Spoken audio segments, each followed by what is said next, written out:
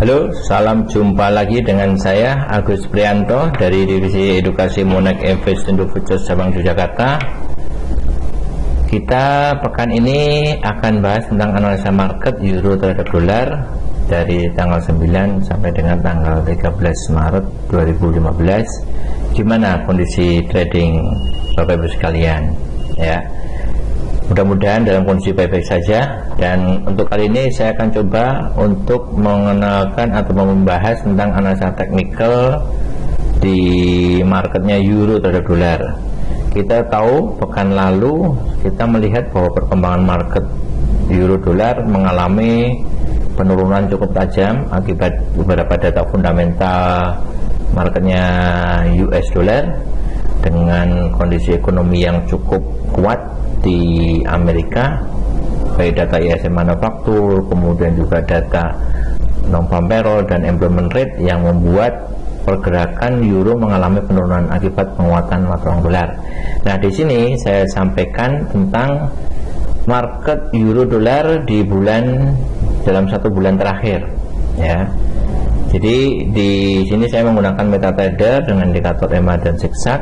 Kita bisa melihat bahwa perkembangan euro terhadap dolar mengalami penurunan cukup tajam hingga masuk ke pairingnya dolar, yaitu 1 euro sama dengan 1 dolar. Nah, ini cukup menghebohkan ya, di mana pergerakan euro mengalami pelemahan cukup tajam dari level 1.1100 hingga pecah mendekati low terbaru ya di level mendekati 1.075 ya, hampir mendekati ya, terakhir di 1.08, tapi target ke depan itu berpotensi hingga ke 1.075. Kenapa di support ini? Karena ini saya ambil garis support line yang terjadi di bulan November tahun 2002. Jadi ini sudah masuk ke hampir 12 tahun 13 tahun terakhir ini euro ketemu lagi di level di bawah pairing 1 ya, mendekati 1.075. Jadi pola bulanan fase konsolidasi ini akan terjadi di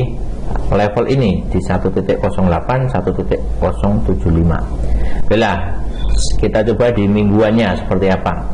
Nah, lebih jelas saya bisa tunjukkan ke Bapak Ibu sekalian kondisi pekan ini atau pekan yang lalu.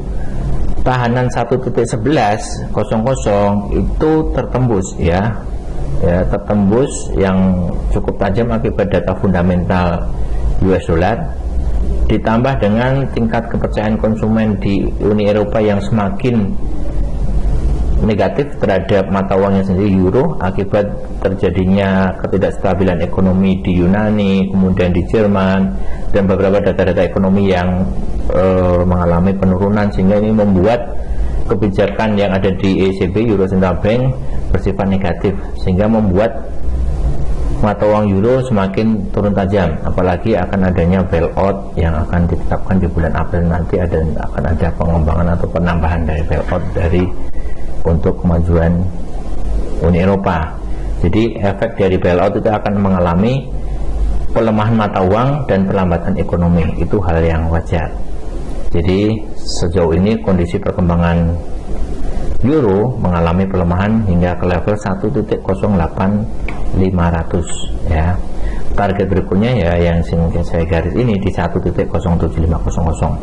Jadi pola mingguan masih dalam fase konsolidasi harga di bottom ya. Jadi di Senin hari ini itu euro masih mengalami konsolidasi ke level 1.0856. Pertanyaannya, apakah ada potensi rebound naik ke atas ataukah akan turun ke bawah lagi? Nah, itu pertanyaan menarik yang akan saya bisa jawab di harian ya. Di data harian kita bisa melihat bahwa euro mengalami penurunan beruntun dalam beberapa hari terakhir hingga beberapa pekan terakhir.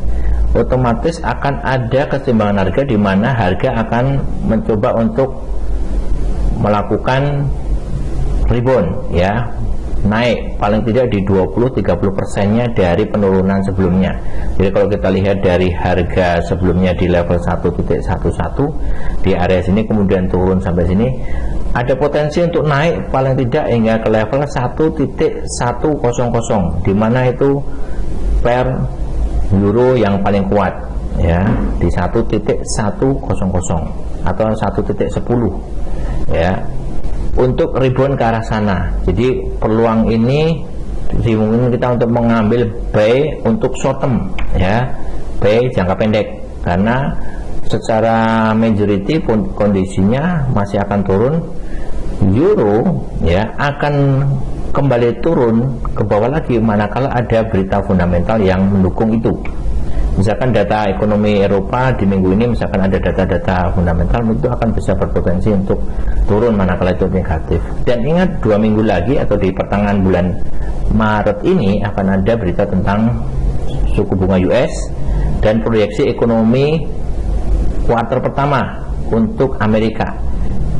Apakah nanti akan berdampak besar terhadap data Eropa, itu akan kita bisa lihat nanti perkembangannya. Yang jelas dalam pekan ini potensi untuk rebound sesaat itu akan ada. Jadi saya sarankan kepada sekalian untuk melakukan posisi beli di level bottom ini ya, untuk mengambil taking profit short term ya, nanti B di level 1.085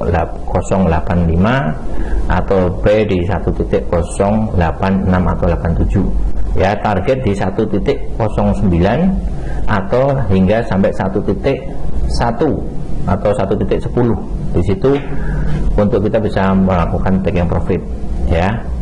Itu tentang perkembangannya. Kemudian kalau Bapak sekalian nantinya lebih jauh melihat perkembangannya, nanti akan saya tunjukkan di online-nya yang live ya. Saya akan tunjukkan di sini perkembangan market euro.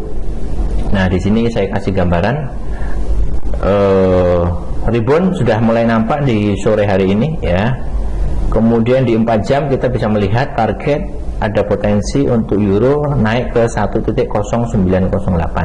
Ini target untuk 1-2 hari ke depan. Jadi Bapak sekalian masih bisa potensi, apalagi di sini ada pola mendekati kayak spinning top, pola reversal. Jadi Bapak sekalian bisa mengambil posisi beli di area ini, targetnya 1.09085 atau target berikutnya di TP kedua yaitu di 1.097 ya. Itu tentang pergerakan harga untuk pembalikan arah euro sesuai saat. Tapi walaupun seperti itu, ingat bahwa euro secara long term masih mengalami penurunan.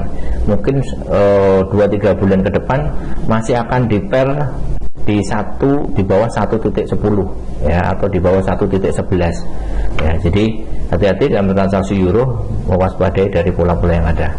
Saya kira itu untuk informasi yang bisa kami sampaikan. Mudah-mudahan bisa bermanfaat buat Bapak Ibu sekalian ya, untuk kedepannya bisa sukses. Saya kira itu aja dari saya untuk informasi tentang euro dolar.